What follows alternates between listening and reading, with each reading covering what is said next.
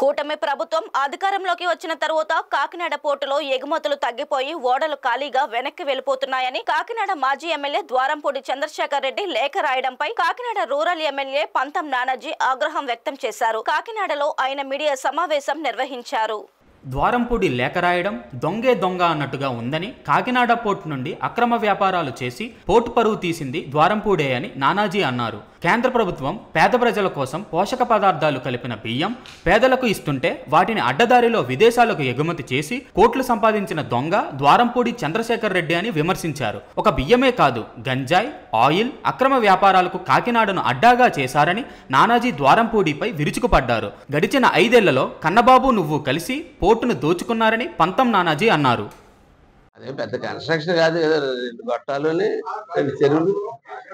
అదే తర్వాత తెలిసింది ఏంటంటే వాటర్ ఏమో పీబీసీ నుంచి తీసుకొని కంపెనీస్కి సప్లై చేస్తా ఉన్నారట.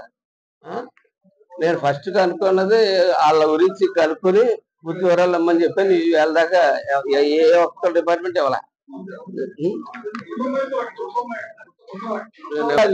50 ఏళ్ళ బయట ఎందుకంటే కాదు నేను జేసీబీ పెట్టి అసలు అక్కడి నుంచి ఎన్ఎఫ్సి జిఎఫ్సి చివరి దాకా తుప్పలన్నీ చేయించామని చెప్పి బండి ఆదేశించారు.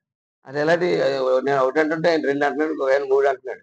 ఆ 2 ఉన్నాయా, 3 ఉన్నాయా, 100 ఉన్నాయా, 50 ఉన్నాయా, మొత్తం ఆ తుప్పలన్నీ తీసేస్తే ఎన్ని వస్తాయి, ఏం బయటకు వస్తాయి.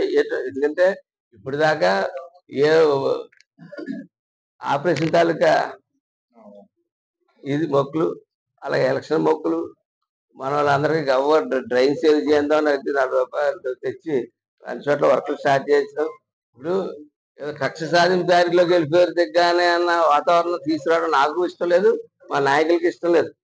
ఎందుకంటే ఈవేళ ఈ రాష్ట్రానికి విదేశీయులు అయితే బయట పరిశ్రమలు ఇచ్చేటి పెట్టుబడులు కావాలా, పెట్టుబడులు పెద్ద ఎత్తున రావాలా, చెయ్యాలి.